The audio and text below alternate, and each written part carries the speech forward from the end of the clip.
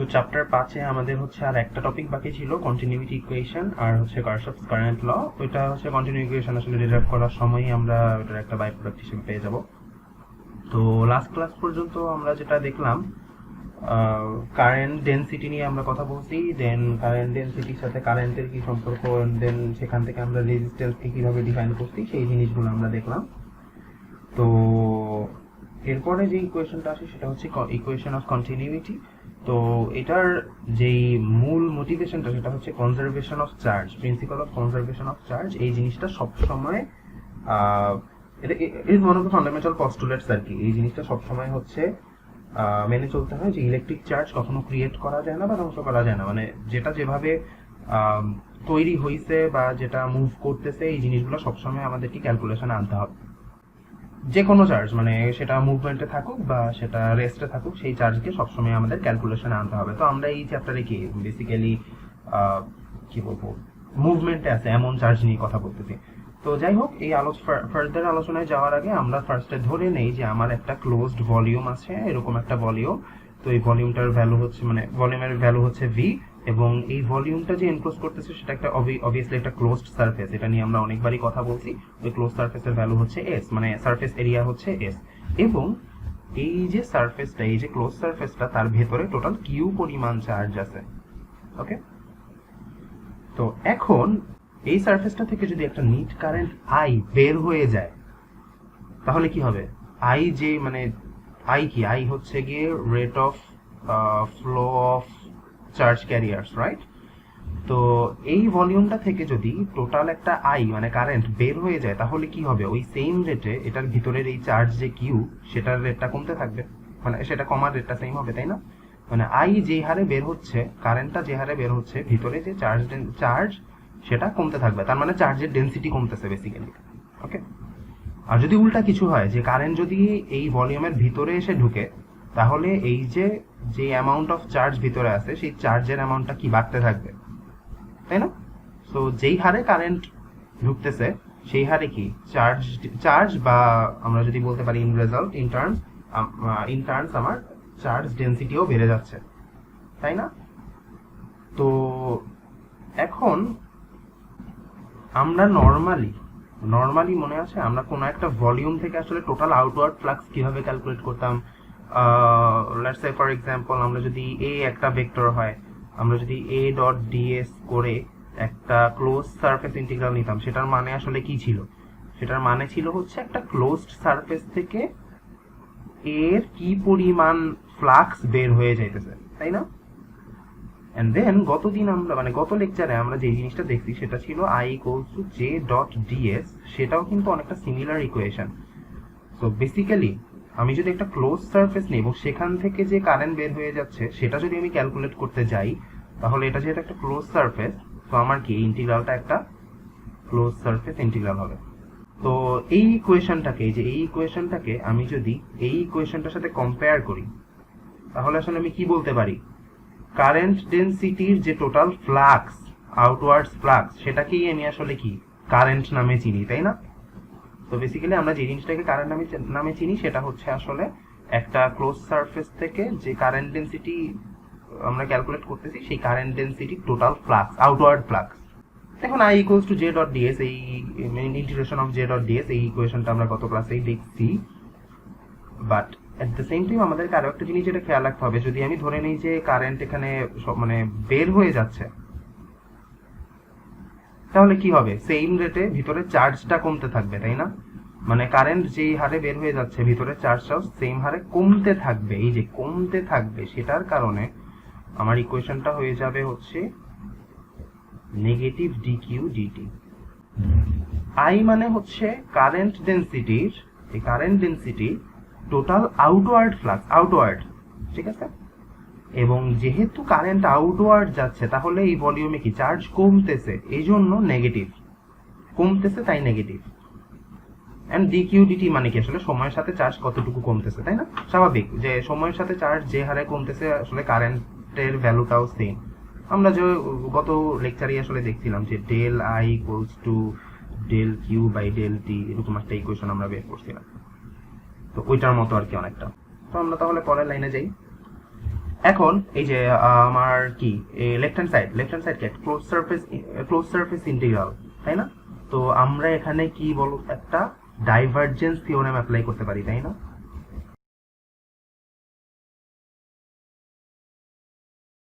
তো divergence theorem যদি apply করি তাহলে এটা কি একটা ভলিউম ইন্টিগ্রালে কনভার্ট হয়, তাই না? এই যে এই ভলিউমটার রেসপেক্টে ইন্টিগ্রাল, এন্ড এটার উপর যদি এই ইকুয়েশনের লেফট হ্যান্ড সাইডে আমরা যদি ডাইভারজেন্স থিওরেম অ্যাপ্লাই করি সেটা হয়ে যাবে কি divergence of J integration with respect to dV, মানে এই ভলিউমটা আর কি। আচ্ছা, এন্ড এই যে এখানে যে মাইনাস ডিডিটি আছে সেটাকে রাখলাম, ঠিক আছে, বাট এই যে কিউ যে টোটাল চার্জ এই ভলিউমটা জুড়ে ভলিউমটার ভিতরে আছে সেটা আমরা আসলে কিভাবে পাই একটু দেখা যাক। ধরে নিলাম আমাদের এই যে লেফট হ্যান্ড সাইডে যে ভলিউমটা আঁকা আছে এই ভলিউমের ভিতরে ভলিউম চার্জ ডেন্সিটি হচ্ছে রো। তাহলে এই যে টোটাল চার্জ ভলিউমটার ভিতরে টোটাল চার্জ কিউ সেটা আমরা কিভাবে পাবো? এই রোটাকে আমি যদি ভলিউম ইন্টিগ্রাল করি, এই যে এটা তো ভলিউম চার্জ ডেন্সিটি, তো এটাকে যদি আমি ভলিউম ইন্টিগ্রাল করি আমি কি পেয়ে যাব? ভিতরে টোটাল চার্জ পেয়ে যাব। তো এই ইকুয়েশনটাতে আমরা যদি কিউ এর ভ্যালুটা এটা বসায় দিই তখন আমরা কি পাই? বা আমরা চাইলে এই ডিডিটাকে ভিতরেও ঢুকাই দিতে পারি। কিভাবে? D rho dt dV. এখন দেখা যাচ্ছে যে লেফট হ্যান্ড সাইডেও আমার একটা ভলিউম ইন্টিগ্রাল আছে আর রাইট হ্যান্ড সাইডেও একটা ভলিউম ইন্টিগ্রাল আছে, তাই না? তো তার মানে কি আমি আসলে কম্পেয়ার করে কি লিখতে পারি? এই যে ভিতরের টার্মটা আর এখানে আমি যে জিনিসটাকে ইন্টিগ্রেট করতেছি সেই জিনিসটা টার্মটা সেম হবে। সো আমি কি এই জিনিসটা লিখতে পারি না? একটু দেখি আমরা।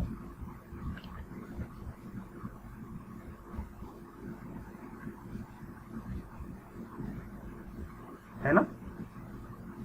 এই যে এখন লাস্ট যেই লাইনটা লিখলাম, আমি যেটা কিভাবে পাইছি এটা বেসিক্যালি দেখো, লেফট হ্যান্ড সাইডে আমার একটা ভলিউম ইন্টিগ্রাল আছে এবং রাইট হ্যান্ড সাইডে ওই সেম ভলিউমের রেসপেক্টে একটা ইন্টিগ্রাল আছে। সো আমি যাকে ইন্টিগ্রেশন করতেছি আসলে মানে ইন্টিগ্রালের রেজাল্ট যদি সেম হয় তার মানে আমি যাকে ইন্টিগ্রাল করতেছি তারাও আসলে সেম হওয়াই উচিত, তাই না? তো এই জন্য আমি কম্পেয়ার করে দুইটা ইকুয়েশনের ভিতরের টার্মগুলোকে কম্পেয়ার করে আমি এই জিনিসটা লিখতে পারলাম। এই যে লাইনটা যে লিখলাম এই ইকুয়েশনটার নামই হচ্ছে ইকুয়েশন অফ কন্টিনিউইটি। তো এখন আমরা গত লেকচারে একটা জিনিস দেখছিলাম যে জে ইকুয়ালস টু সিগমা ই, তাই না? খুবই ভালো। সো এই ইকুয়েশনটাকে আমরা চাইলে একটু মডিফাই করে লিখতে পারি,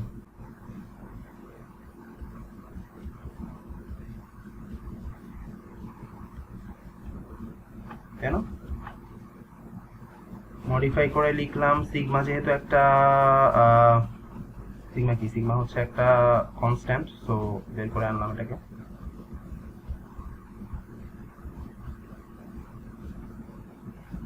ঠিক আছে, ভালো কথা।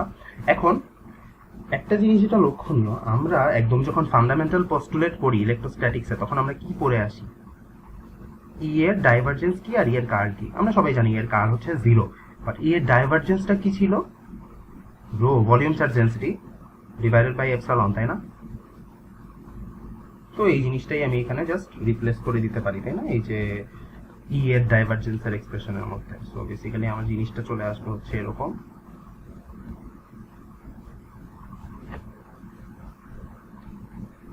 তাই না?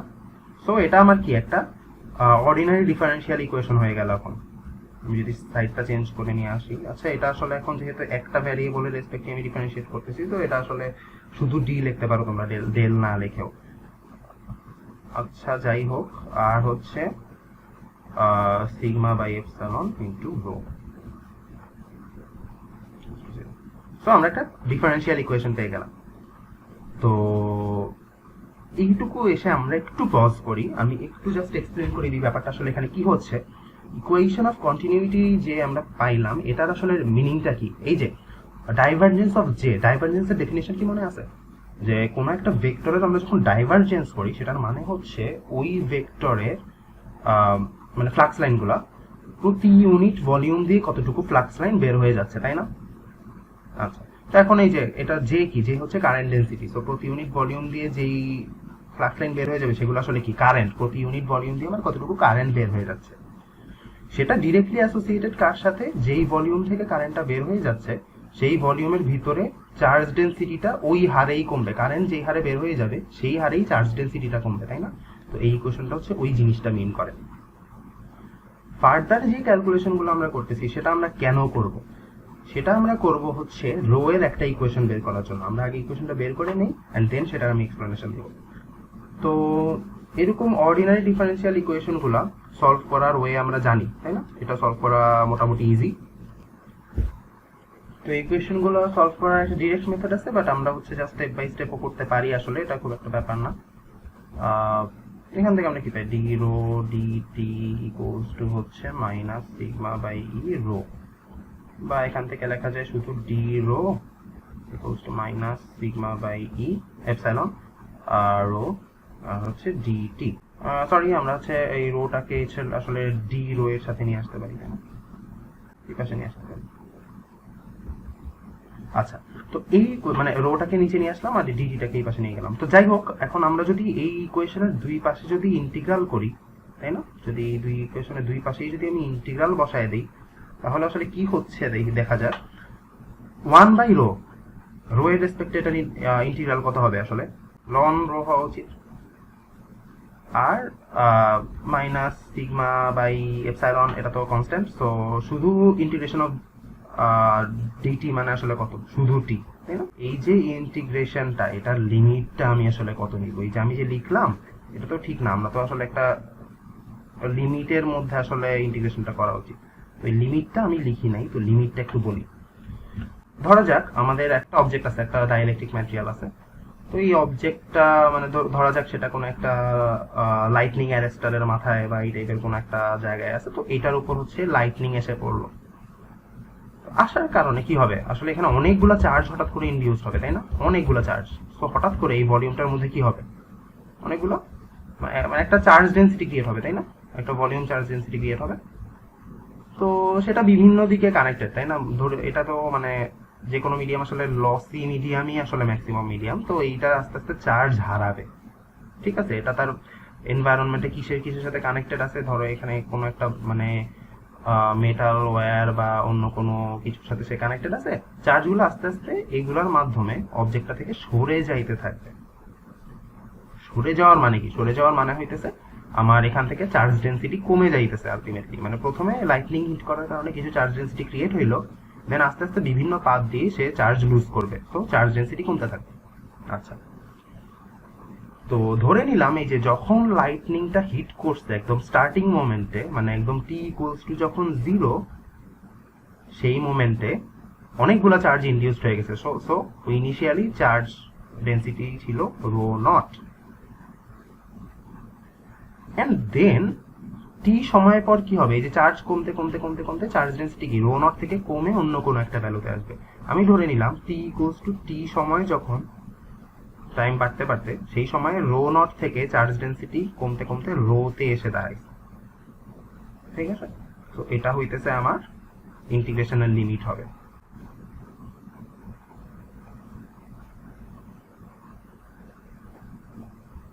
তো আমি যদি এই লিমিট অনুযায়ী ইন্টিগ্রালটা ক্যারি আউট করি, কি চলে আসবে এখানে? লন রো মাইনাস হচ্ছে ln rho not equals to হচ্ছে minus sigma by epsilon T, and then again আমি যদি এখানে আমরা জানি কি এই লনকে একসাথে করে লেখা যায়, না? Ln rho minus ln rho naught মানে কি আসলে ln rho by rho naught. দুই পাশে যদি আমি ই টু দ্য পাওয়ার নেই, তো ই টু দ্য পাওয়ার লন মানে কি আসলে শুধু লনের ভিতর যেটা আছে সেটা, তাই না? So rho by rho not equals to হবে E to the power minus sigma by epsilon T, বা রো ইকুয়ালস টু দাঁড়াচ্ছে rho not E to the power minus sigma by epsilon T.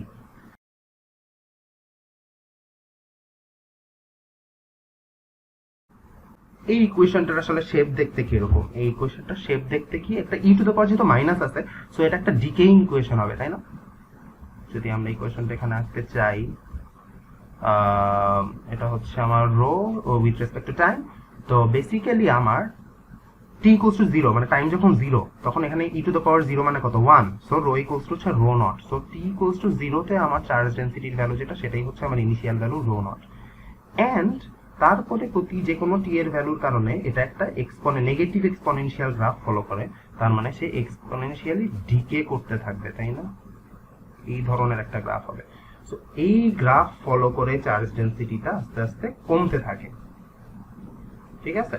So এই যে আমরা continuity equation থেকে যে further এই ক্যালকুলেশনটা করলাম, সেটা হইতেছে একটা মিডিয়ামের মধ্যে দিয়ে চার্জ কত দ্রুত মুভ করতে পারে আর কি, মানে মুভ অ্যাওয়ে করতে পারে, ঠিক আছে?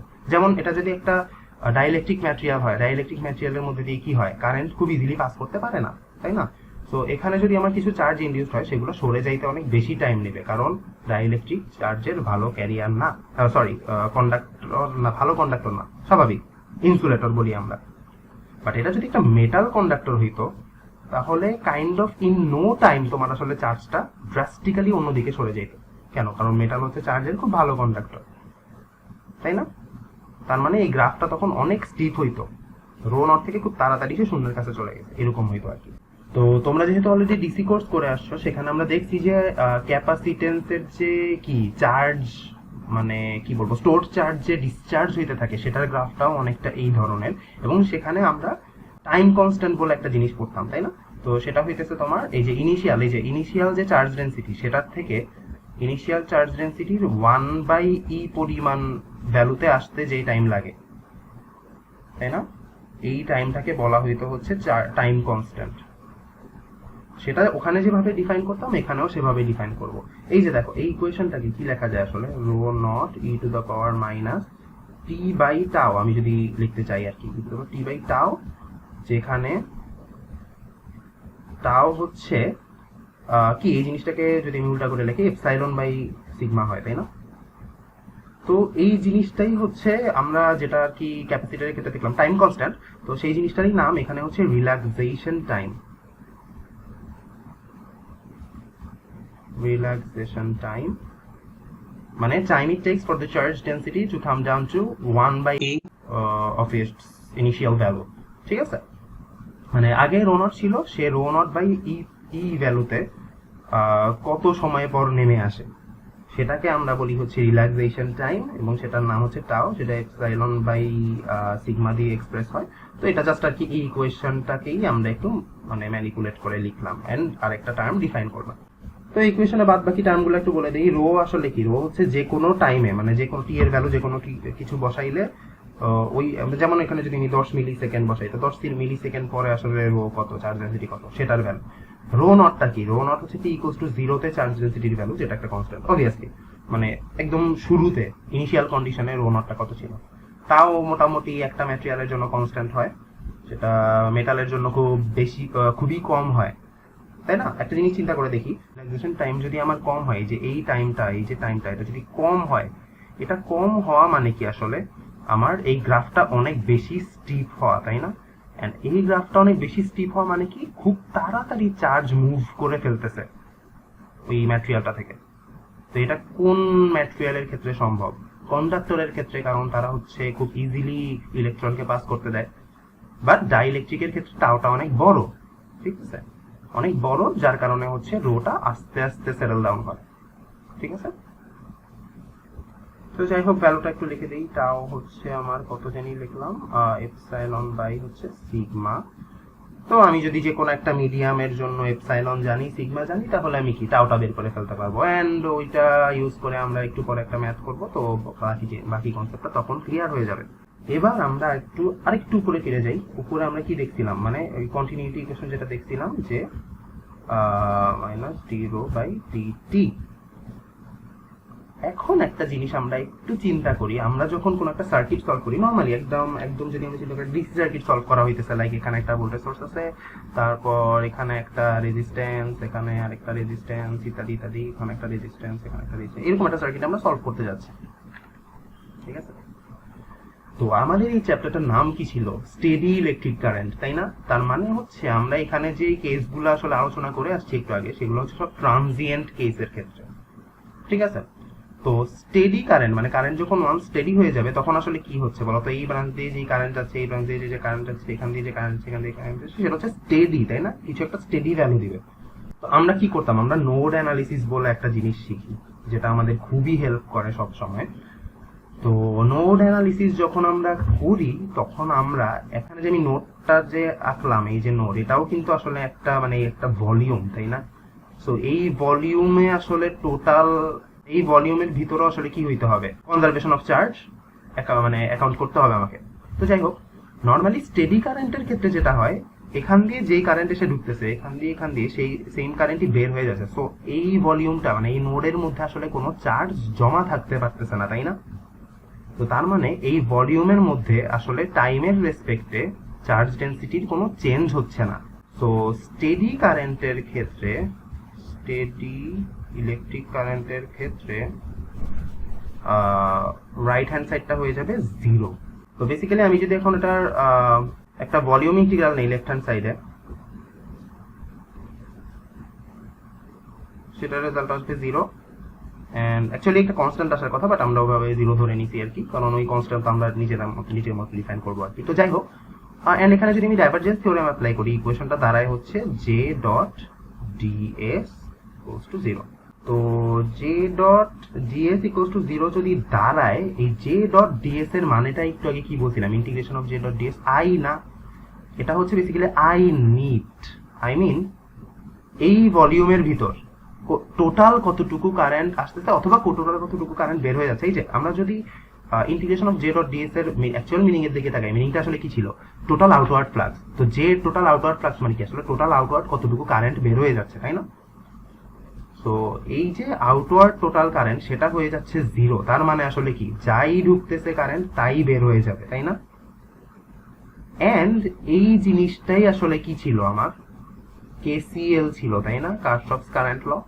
একটু যদি মনে করে দেখো, কারশফস কারেন্ট লটা কি ছিল, যে কোনো একটা জাংশন বা কোনো একটা নোডে যত কারেন্ট ঢুকবে বা বের হবে তাদের সবার অ্যালজেব্রাইক সামটা হয়ে যাবে 0। সো আমরা কিন্তু এই কন্টিনিউইটি ইকুয়েশন থেকেই কেসিএলটা আসলে প্রুভ করতে পারি, ঠিক আছে? আচ্ছা, তো এই একটা ম্যাথ সলভ করলে মোটামুটি আমাদের হয়ে যাবে। তো প্রবলেমটা যেটা, এই যে একটু আগে যে কেসটা এক্সপ্লেইন করছিলাম, যে একটা ডাইইলেকট্রিক স্ফিয়ার আছে, তো ওই স্ফিয়ারটার উপর লাইটনিং স্ট্রাইক করলো, স্ফিয়ার আছে, স্ফিয়ারের উপর সে লাইটনিং স্ট্রাইক করলো। তো এই স্ফিয়ারের বিভিন্ন কোয়ান্টিটি তোমাকে দিয়ে দেওয়া আছে, যে তোমার এপসাইলন কত সেটা দেওয়া আছে, তারপর সিগমা কত কন্ডাক্টিভিটি সেটা দেওয়া আছে, এটার স্ফিয়ারের রেডিয়াসটা দেওয়া আছে, ঠিক আছে? রেডিয়াস আর ইকুয়ালস টু কত সেটা দেওয়া আছে। এন্ড এই যে লাইটনিং যখন স্ট্রাইক করছে তখন একদম শুরুতে কি হয়েছে, তার মধ্যে অনেকগুলো চার্জ হঠাৎ করে ইনডিউসড হয়েছে, তাই না? তো মানে একদম শুরুতে টোটাল কতটুকু চার্জ তার মধ্যে ইনডিউসড হয়েছে সেই ভ্যালুটা দেওয়া আছে। তোমাকে বলা হয়েছে যে কি হবে, এই যে এখানে যে চার্জগুলো ফার্স্ট ইন্ডিউস ছিল সেগুলো তো বিভিন্ন মিডিয়ামের মাধ্যমে, যেহেতু এটাকে বলছে লসি ডাইইলেকট্রিক, সো এটা কি চার্জ লস করবে ইভেনচুয়ালি। তো এই যে শুরুতে যে চার্জ ডেনসিটি ছিল লাইটনিং স্ট্রাইক করার পর, সে ওই শুরুর ভ্যালুর 1% ভ্যালুতে, 1% মানে কি আসলে কম, তাই না? তো কমতে কমতে কমতে কমতে কখন 1% ভ্যালুতে এসে পৌঁছায়, ওই টাইমটা বের করতে বলছে। তো আমাদের আসলে ইকুয়েশনটা কি, আসলে যে ইকুয়েশনটা এখানে ইউজ করতে হবে সেটা আমরা একটু আগে লিখছি, আবার লিখি, rho equals to rho not E to the power minus sigma by epsilon into T. Okay, এই ইকুয়েশনটা দিয়ে আমরা সলভ করব। কথা হচ্ছে রো নটটা কত। তো অনেকের যেটা টেন্ডেন্সি থাকে যে টি ইকুয়ালস টু 0 তে চার্জটা দেয়া আছে, সো 1 মাইক্রোকুলম। নো, বেসিক্যালি তোমার কি শুরুতে টোটাল চার্জ হচ্ছে 1 মাইক্রোকুলম। সো তোমার রো বের করতে হলে কি করতে হবে, এই টি ইকুয়ালস টু 0 তে যে চার্জ, সেই চার্জটাকে কি তার ভলিউম দিয়ে ভাগ করতে হবে, তাই না?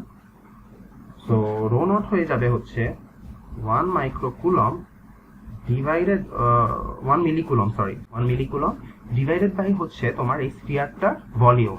কোন স্ফিয়ারের ভলিউম কত, 4/3 পাই আর কিউব, রাইট? যেখানে আর দেওয়া আছে 0.1। তো এই ভ্যালুগুলো বসাইলে মোটামুটি হচ্ছে 0.238 কুলম পার মিটার কিউব আসে। এটা তোমরা একটু করে নিবা, ঠিক আছে? তো ইনিশিয়াল ভ্যালুটা আমরা জানি, সেটা তোমার লাগতেও পারে নাও লাগতে পারে, তো লাগে কিনা সেটা আমরা দেখি। এমন মানে কত টাইম লাগবে রোটা এই রো নটের 1% নেমে আসতে, সেটা বের করতে বলছে। তার মানে রো ইকুয়ালস টু, মানে যেই টাইমটা বের করতে বলছে সেই টাইম পরে রো এর ভ্যালু হয়ে যাবে 1% অফ রো নট। তার মানে 1% মানে আসলে কত, 0.01, রাইট? 0.01 rho not. তো এই ভ্যালুটা আমি এখানে ইনপুট করে দিতে চাই, ঠিক আছে? এই ইকুয়েশনে এখন রো এর জায়গায় আমি 0.01 রো নট বসায় দিলাম। রাইট হ্যান্ড সাইড আছে একটা রো নট, সেটার ভ্যালু বের করতে চাইলে পারো, না চাইলেও সমস্যা নাই, কারণ আলটিমেটলি দুই পাশ থেকে কি রো নট কাটা চলে যাচ্ছে। E to the power minus সিগমার ভ্যালু দেওয়া আছে 10 এন্ড এপসাইলন। আচ্ছা, এপসাইলনের ভ্যালু কত? 1.2 ইন্টু এপসাইলন নট। তো এপসাইলন নটের ভ্যালুটা এখানে বসাইতে হবে 8.854 10 to the power minus 12। And একটা তো টি আছেই, যেটা আমাকে আলটিমেটলি বের করতে হবে। তো এই ইকুয়েশন থেকে আমি কি এখন টিটা সলভ করতে পারবো না? আলটিমেটলি কি হবে, দুইটা তো রো কাটা চলে গেল। আচ্ছা, তো এই পাশে একটা value simply 0.01 and right hand side হচ্ছে e to the power something. তো আমি এটাকে সরাইতে হইলে কি করতে পারি, দুই পাশে একটা লন নিয়ে নিতে পারি। বেসিক্যালি আমার কি হয়ে যাবে, লন 0.01 ইকুয়ালস টু হবে ln e to the power something, মানে কি শুধু পাওয়ারটা থাকে। So minus 10t divided by 1.2 8.854 10 to the power minus 12। তো আমরা কি ইকুয়েশনটা থেকে সলভ করে টি বের করে ফেলতে পারবো, তাই না? সো এই কাজটা একটু নিজেরা করে নিবা, যে এই টি সময় পরে আসলে রো এর ভ্যালু হয়ে যাবে অরিজিনাল যে রো ছিল, মানে রো নট, সেটার 1%। তো এই ধরনের কোশ্চেন আসতে পারে।